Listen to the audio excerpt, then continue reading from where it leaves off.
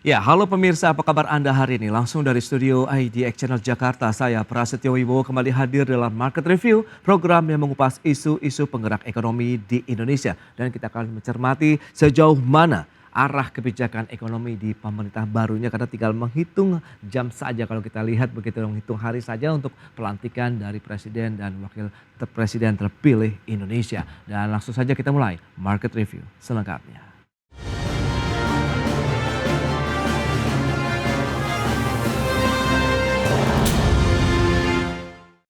Ya, masyarakat saat ini tengah menantikan racikan susunan kabinet pemerintahan Presiden terpilih Prabowo Subianto, di mana dalam beberapa hari terakhir lebih dari 100 tokoh dengan beragam latar profesi telah hadir memenuhi undangan ke kediaman Prabowo Subianto.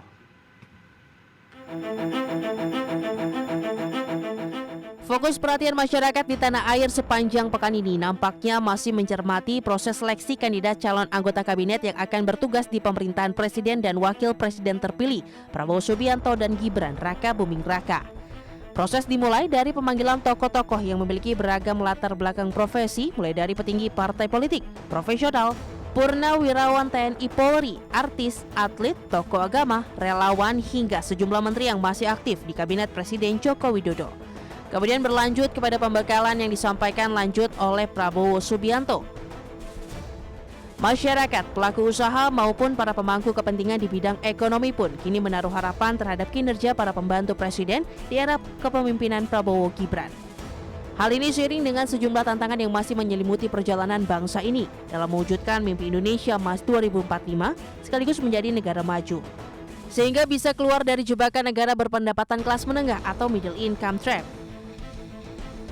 Pemerintahan Prabowo Gibran diharapkan bisa mendorong geliat aktivitas perekonomian nasional agar bisa terlepas dari stagnansi pertumbuhan di angka 5%, ancaman deflasi yang terjadi dalam 5 bulan terakhir, kemudian PMI industri manufaktur yang sudah meninggalkan level ekspansi selama 3 bulan, serta penurunan kelompok masyarakat menengah. Belum lagi ditambah dengan tekanan dari kondisi perekonomian global akibat konflik geopolitik yang semakin meluas dan berkepanjangan. Dari Jakarta, Tim Liputan, IDX Channel.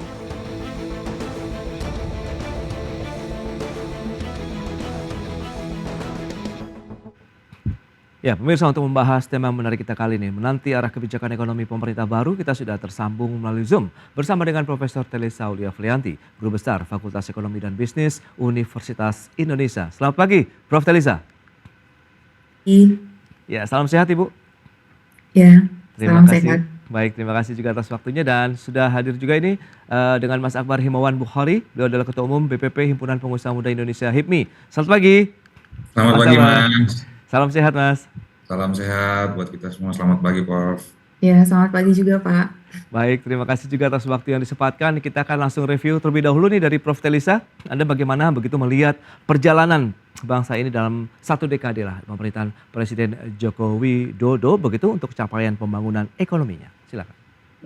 Ya, tentunya secara umum kalau kita menilai ya dari sudut pandang pengamat, tentunya ada hal yang positif, tapi ada hal yang masih tetap perlu diperbaiki. Jadi kan itu sangat common ya dari satu dekade ini, kita juga telah melalui berbagai badai. Kalau kita lihat dari 2014 sampai dengan 2024 ya, dalam 10 tahun ini. Apa saja yang sudah kita lalui kalau kita flashback dalam hal ekonomi dan pembangunan. Yang pertama itu sebetulnya Amerika sendiri kan mengalami resesi ringan itu di 2018-19. Itu sudah ada tuh gejolak-gejolaknya ya dari sisi global dan lain sebagainya. Nah, terus kemudian 2020 itu jelas adalah COVID-19 yang telah menghantam, dan kemudian adanya perang Rusia-Ukraina. Jadi ada 3 shock yang sebetulnya ada ya di dalam 10 tahun pembangunan ini. Ada 3 guncangan. Nah, tapi alhamdulillahnya kita harus sebagai bangsa tentu harus ada bersyukurnya ya. Bersyukur bahwa kita bisa melalui badai tersebut. Meskipun ya ada korban lah, seperti ya kalau kita sedih tuh korban-korban COVID kan walau bagaimanapun ada ya. Tapi kan itu tidak hanya dialami oleh Indonesia ya. Betul. Dan saat itu kita negatif pertumbuhannya 2,09. Jadi kita pernah terkontraksi pada saat COVID. Tapi itu semua negara juga. Nah, kita bisa pulih lebih cepat ya dari negara lain juga, relatif kita juga harus bersyukur gitu. Dengan adanya dana pen dan lain sebagainya kita bisa ini. Jadi dari sisi pertumbuhan ekonomi ya, selain tadi cerita yang COVID, kita memang bisa mempertahankan pertumbuhan ekonomi kita di tingkat 5%. Dan overall kemiskinan juga mengalami penurunan yang cukup signifikan dari tadinya double digit ke 1 digit gitu, dari Oke. sisi kemiskinan gitu. Nah, itu kan juga itu kita rasakan lah gitu dampak positifnya gitu. Jadi ada hal-hal positif tentunya ya, bagaimana Indonesia masuk ke dalam upper middle income. Kita juga menjadi tuan rumah dari 3 event loh ya, G20, ASEAN 2023, masyarakat ekonomi ASEAN ya, KTT MEA. Nah, terus kemudian kita juga World Water Forum. Jadi ada 3 event besar yang berhasil kita selenggarakan gitu. Jadi artinya ya Ya. itulah tapi ada PR-PR juga yang tetap harus seperti masalah ketimpangan ya, masalah-masalah yang kita hadapi ya, terutama dari sisi ketenagakerjaan ya, lapangan kerja masih ada diwarnai oleh PHK seperti itu. Nah, itu yang menjadi PR-PR ke depan. Jadi tetap ada PR juga yang Ya. harus diperbaiki. Baik, nah lantas dari kacamata pelaku usaha, Mas Akbar, Anda melihat bagaimana capaian pembangunan ekonomi dalam ya 1 dekade ini? Ya, mungkin secara global hampir sama apa yang tadi disampaikan oleh Prof. Talisa, bahwa Indonesia selama kepemimpinan Presiden Jokowi itu berhasil membuat pertumbuhan ekonomi secara merata sekitar 5%. Dan capaian satu lagi, neraca perdagangan kita ini menjadi sejarah bahwa 53 bulan berturut-turut mengalami surplus Yes. dari tahun 2020. Nah, ini hal yang positif, artinya kepercayaan investasi juga mengalami kenaikan. Artinya realisasi investasi yang berkualitas itu terjadi di Indonesia dan juga mengalami pemerataan. Artinya investasi yang masuk itu tidak hanya Jawa sentris, tapi di pemerintahan Pak Jokowi bisa membuat investasi merata sehingga menjadi Indonesia sentris. Nah, ini capaian-capaian yang ke depan ini menjadi concern bagi pemerintah selanjutnya, yaitu Pak Prabowo, untuk bisa melanjutkan sesuai dengan visi misi dari Pak Prabowo pada saat kampanye adalah visi keberlanjutan dan penyempurnaan. Artinya beberapa hal yang disampaikan Prof. Talisa, ada beberapa yang mungkin belum sempurna di priorisasi Pak Jokowi, ini menjadi tantangan ke depan dan menjadi concern utama bagi pemerintahan ke depan agar bisa mengisi ruang-ruang yang belum sempurna tersebut. Nanti beberapa hal seperti penyerapan lapangan pekerjaan yang hari ini sudah dilaksanakan oleh Pak Presiden Jokowi dalam sektor investasi yang berkualitas yang seperti yang disebutkan, hingga menyerap lapangan pekerjaan dan berimpact kepada pertumbuhan ekonomi nasional kita. Jadi secara global kami dari dunia usaha merasakan bahwa pemerintahan Pak Jokowi selama 10 tahun ini berhasil menjaga pertumbuhan ekonomi dan juga meningkatkan neraca perdagangan kita. Baik, apresiasi positif begitu ya. Kita sematkan kepada pemerintahan Presiden Joko Widodo, meskipun tadi ada beberapa catatan begitu ya, baik dari Prof. Talisa maupun dari HIPMI sendiri. Kita akan bahas lagi. Nanti kita lihat ini ada proses seleksi lebih dari 100 kandidat calon anggota kabinet dari pemerintahan Prabowo Gibran ini sedang berlangsung. Kita akan bahas nanti di segmen berikutnya ya. Kita akan jeda dulu sebentar. Dan pemirsa, pastikan Anda masih bersama kami.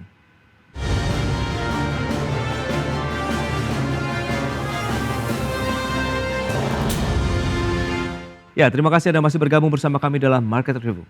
Prof. Talisa, langsung saja kita lihat bagaimana dengan fokus masyarakat, mungkin juga pelaku ekonomi, pelaku usaha begitu mencermati proses seleksi yang tengah berlangsung, pembekalan dan lain-lain yang dilakukan oleh pemerintahan terpilih berikutnya. Anda melihat bagaimana dengan proses-proses seperti ini, di mana yang dipanggil lebih dari 100 kandidat dengan beragam profesi? Silakan. Iya. Jadi menarik sekali ya melihat perkembangan terbaru gitu yang terutama ini bahwa ada proses pembekalan dulu. Itu kan tidak ada ya di presiden sebelumnya. Tapi di presiden sebelumnya kalau kita compare, ini tanpa bermaksud apa-apa ya, kan kita cuma secara pengamat aja ya, bahwa sebelumnya itu kalau tidak salah ada proses masukan dari masyarakat. Jadi kalau yang saya ingat ya di periode kedua, karena saya nggak terlalu mengamati yang pertama, di periode kedua Pak Presiden Jokowi itu ada proses tuh seleksi dari masukan masyarakat juga. Jadi menerima nama-nama dari masukan masyarakat. Nah, itu kan sebetulnya cukup baik ya ada. Nah, ini sekarang saya nggak tahu nih proses menerima masukan masyarakat itu apa tidak diumumkan atau gimana, kan bisa saja ada ya, tapi tidak diumumkan. Waktu itu memang diumumkan. Jadi silahkan kalau ada mau masukan-masukan seperti itu ya. Jadi Nah, ya ini kan setiap itu pasti ada reasoning dan ininya. Nah, tapi yang menarik juga di sini ada proses pembekalan yang sebelumnya tuh nggak ada pembekalan. Jadi Oke. diberikan supaya visinya sama. Nah, yang saya appreciate adalah terutama untuk sekarang dikasih nih perkembangan geopolitik itu seperti apa. Jadi kan geopolitik itu sangat penting ya, karena mungkin background Pak Presiden terpilih ini kan sangat ini dengan geopolitik gitu kan. Nah, terus yang kedua ada pembekalan mengenai anti corruption. Wah, itu saya setuju banget. Karena salah satu bottleneck ekonomi Indonesia kenapa growth-nya masih stagnan di 5% adalah IPOR kita tinggi, banyak corruption, banyak kebocoran. Nah, terus Pak Presiden terpilih juga menyampaikan, kalau mau jadi menteri di kabinet saya, jangan cari uang di situ Oke. gitu, dan harus tidak boleh korupsi gitu. Nah, itu yang mudah-mudahan ada fakta integritasnya nanti itu supaya dijalankan oleh menteri, wamen sampai ke dirjen-dirjen dan eselon satunya gitu untuk komit pada hal tersebut begitu. Jadi karena itu corruption ini kan kita lihat di beberapa periode presiden yang lalu kan masih ada kan di beberapa Betul. kementerian yang sudah kita lihat gitu. Nah, itu yang harus dikurangi gitu, yang harus bahkan kalau bisa dipangkas habis gitu ya. Jadi Iya, iya. anggaran itu nanti betul-betul optimal, kan kita pengen anggaran itu betul-betul mendobrak gitu pertumbuhan ekonomi kita. Jadi ya harapannya nanti menteri-menteri ini dikasih KPI, satu KPI nggak boleh korupsi, yang kedua KPI pertumbuhan ekonominya. Misalkan harus mencapai pertumbuhan ekonomi 8%. Nah, itu harus ada KPI-nya. Itu sih menurut saya. Oke. Jadi Baik, siapalah baik. menteri boleh lah gini ya, mungkin tahap awal gitu. Tapi tolong kasih KPI. Jadi kalau mereka Iya, iya. tidak sanggup, tidak sesuai kinerjanya, harus mundur gitu. Oke, Mas Akbar, lantas bagaimana? Karena yang dipanggil pun juga ada kabinet yang masih aktif begitu ya dari di pemerintahan saat ini begitu yang memang ini ya sudah menjadi salah satu bukti begitu keberhasilan mereka dan apakah ini menjadi potensi bahwa memang jaminan keberlanjutan program pembangunan ekonomi pemerintah ke depannya juga. Ya, saya setuju dan sepakat apa yang disampaikan oleh Prof. Talisa bahwa kabinet hari ini yang kita lihat di media-media bahwa ada pembekalan dan beberapa tokoh-tokoh nasional yang memang punya kompetensi dan punya kapabilitas yang hadir baik di Kartanegara, baik di Hambalang untuk pembekalan. Nah, ini menunjukkan bahwa akomodatifnya Bapak Presiden untuk bisa menyerap seluruh putra-putri terbaik bangsa sesuai dengan bidangnya masing-masing. Saya melihat bahwa walaupun ada perwakilan partai politik, tapi melihat bahwa sosok-sosok yang dilakukan pemanggilan dan juga pembekalan dalam beberapa hari ini adalah sosok-sosok orang yang memang kompeten dalam profesi dan bidangnya masing-masing. Kita belum tahu bahwa nomenklatur dan strukturnya orang-orang tersebut ditempatkan di posisi mana, tapi melihat latar belakangnya dan juga melihat latar belakang keberlanjutan tim-tim ekonomi yang hari ini menjalankan pemerintahan Pak Jokowi yang dilihat berhasil dan dirasakan bisa melakukan program keberlanjutan dan tidak mengulang lagi. Karena memang selama Pak Jokowi memimpin inilah tim ekonominya yang bisa langsung berlari kencang dan cepat untuk bisa mewujudkan pertumbuhan 8% tersebut. Oke, kebijakan ekonomi seperti apa berarti yang diinginkan dari pelaku usaha begitu kalau kita bicara mengenai kondisi ekonomi dan tantangan-tantangan tadi yang sempat kita sampaikan begitu, ada pertumbuhan ekonomi yang stagnasi 5%, deflasi yang masih terjadi dalam 4 bulan terakhir, kemudian PMI manufaktur kita yang turun dalam 3 bulan ini. Ya, dari pelaku usaha tentu aspirasi kami adalah bagaimana policy yang dilakukan oleh pemerintah yang akan datang ini bisa menjadi angin segar bagi pelaku usaha. Perizinan yang tidak bertele-tele, mudah dan bisa berpihak kepada pelaku usaha, dan yang paling penting satu lagi adalah kepastian hukum. Bagaimana pemerintah baru nanti akan menciptakan iklim investasi yang ramah, baik untuk pengusaha dalam negeri ataupun penanam modal asing dari luar negeri, sehingga terjadi iklim investasi yang ramah yang bisa mewujudkan ukuran yang bisa ramah terhadap masyarakat dunia usaha. Nah, untuk itu memang pemerintah ke depan harus concern terhadap ini karena pertumbuhan 8% yang dicanangkan oleh Presiden terpilih itu membutuhkan serapan lapangan pekerjaan yang seluas-luasnya sehingga investasi harus masuk sehingga membuat industrialisasi baru, hilirisasi yang akan mencapai pertumbuhan 8% tersebut. Baik, Prof. Telisa, biasanya kita tahu dan mungkin mencermati bersama tantangan terkait dengan sinergitas ego sektoral begitu antara Betul. kementerian lembaga begitu. Anda melihat bagaimana dengan pun kita tahu jumlahnya kan semakin bengkak nih dari lembaga pemerintah yang akan datang.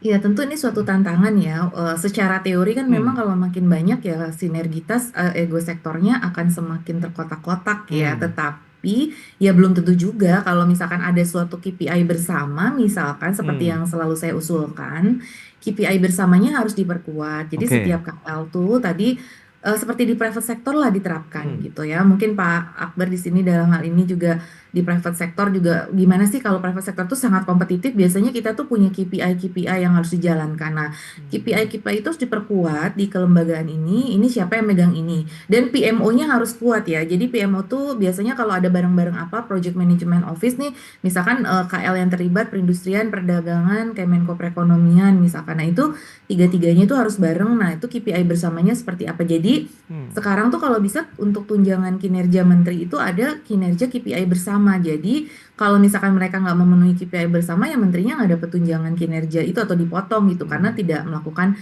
sinergi begitu. Jadi ya bukan hanya misalkan kalau industri ya performance industri saja, kalau perdagangan performance perdagangan, tapi ada barang nih perdagangan dengan industri KPI bersamanya apa gitu misalkan. Nah, itu yang harus bareng-bareng gitu. Jadi itu Oke. sama-sama gitu. Jadi kebersamaannya itu ada. Dan juga saya mungkin menyarankan ya, ada salah satu yang terpikir yaitu ada kalau di private sector itu rotasi. Rotasi itu untuk merasakan di kementerian lain seperti apa. Jadi menurut saya nanti ke depan tuh perlu ada talent mobility. Jadi misalkan gini kan yang selama ini berseberangan misalkan antara perdagangan sama perindustrian misalkan. Nah, coba nanti Oke. diputar yang tadinya di perindustrian, di perdagangan, jadi bisa saling Iya, share. iya, Oh iya. ternyata di sini tuh seperti apa gitu loh. Jadi ada talent mobility sih. Jadi ini nggak bisa diselesaikan di level ministry, tapi perlu leadership dari ministrinya gitu untuk bisa menggerakkan mobilitas itu saling memahami. Oh ini seperti Iya. ini ya ternyata seperti itu. Bisa Itu untuk yang memecah perlu bottleneck juga begitu ya Prof ya? Antara Iya. kementerian tadi. Baik, nah strategi berikutnya apa yang harus dilakukan begitu apabila nanti sudah terbentuk kemudian bisa langsung tancap gas, tapi tahan dulu jawabannya, kita akan jeda sebentar dan pemirsa kami akan segera kembali usai pariwara berikut ini.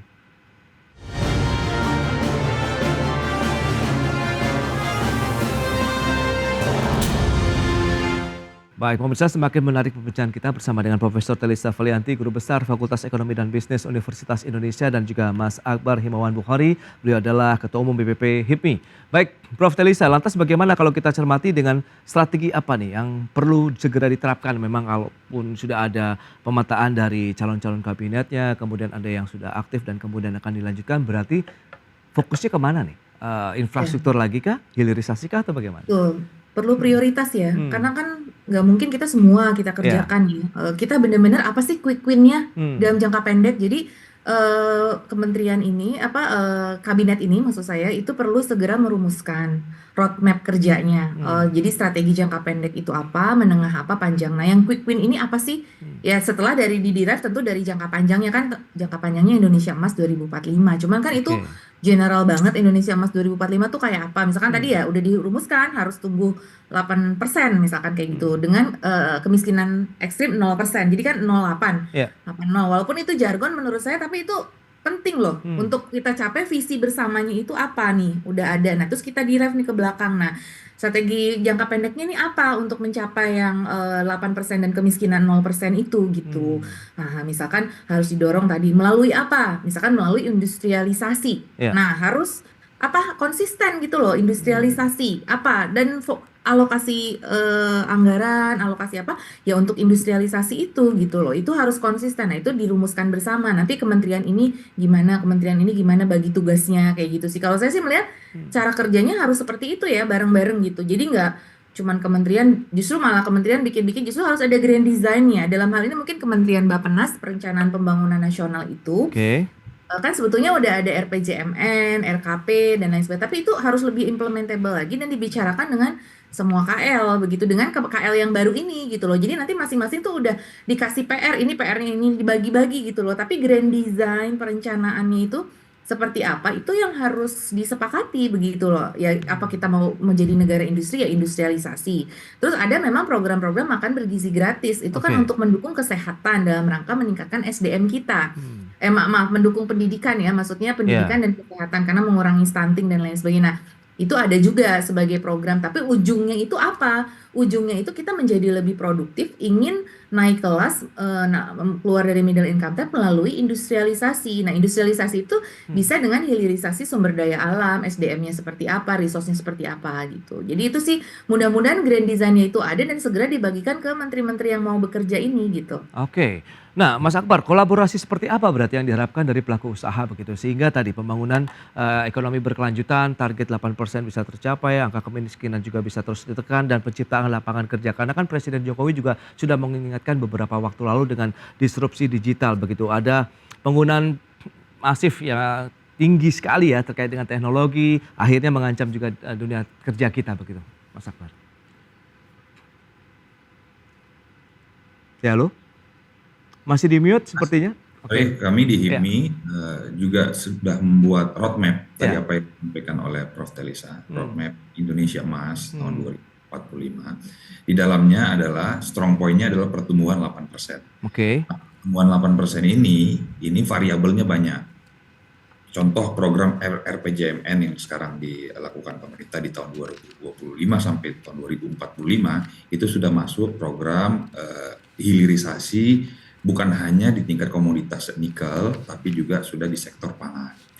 Nah, untuk itu juga ada program pemerintah makan siang bergizi gratis tidak hanya untuk meningkatkan di sektor pendidikan kita tapi juga di sektor sumber daya manusia kita yang berkualitas untuk menghadapi bonus demografi di tahun 2030 sampai tahun 2040. Nah, sumber daya manusia yang berkualitas ini juga penting Oke. agar usia produktif kita menjelang Indonesia Emas tahun 2045 dan menumpukan target 8% pertumbuhan ekonomi, manusia Indonesia ini harus manusia-manusia yang berkualitas. Sehingga sumber daya manusia kita ini bisa berkualitas dan berdaya saing tinggi. Di sisi lain, industrialisasi ini menjadi penting karena program hilirisasi yang hari ini sampai pertambangan nikel saja, yang itu juga masih barang setengah jadi berupa ferronikel, industrialisasinya harus terjadi sampai dengan Indonesia mampu membuat pabrik baterai sendiri. Dan juga di sektor blue economy juga ada rumput laut yang bisa kita hilirisasi sehingga menjadi industrialisasi. Di sektor pangan juga, ini Pak Prabowo sangat concern terhadap sektor pertanian, sehingga hilirisasi di sektor pertanian ini bisa terjadi. Industri kelapa sawit, sehingga bisa menjadi B100. Gitu ya. Hal-hal seperti ini yang memang membutuhkan roadmap. Sehingga tadi saya sepakat sekali apa yang disampaikan oleh Prof. Telisa, bahwa Indonesia ini harus membuat peta jalan yang harus dilakukan oleh semua sektor lini yang hari ini dibentuk dalam sebuah kabinet. Strukturalnya ini berubah mindset, reformasi struktural menjadi industri. Mindset reformasi industri. Sehingga hal-hal yang sudah dibuat oleh pemerintahan hari ini, dalam hal ini pemerintahan Pak Jokowi, baik itu infrastruktur yang sangat masif dilakukan bukan hanya Jawa sentris tapi Indonesia sentris, ini bisa bermanfaat bagi menopang terjadinya pertumbuhan pengusaha hingga bisa terjadi sebuah iklim ataupun ekosistem dunia usaha yang bisa masif untuk mewujudkan pertumbuhan 8% tersebut. Baik, itu dia. Berarti memang intinya bagaimana kita mengoptimalkan lagi begitu ya potensi-potensi ekonomi yang ada di Indonesia, sumber-sumber daya alam ataupun SDM-nya sendiri yang semakin kita naikkan kelas lagi sehingga bisa memiliki kemampuan untuk bisa beradaptasi dengan teknologi yang semakin masif juga di semua lini industri di Indonesia. Prof. Telisa, sayang sekali waktu terbatas. Terima kasih banyak atas waktu, sharing dan juga analisis yang sudah Anda sampaikan. Mas Akbar, terima kasih juga atas insight dan juga update terbarunya ya terkait dengan harapan baru juga dari pelaku usaha terkait dengan pemerintahan baru ke depan. Selamat melanjutkan aktivitas Anda kembali. Salam sehat. Terima kasih Prof. Telisa. Terima kasih. Terima kasih.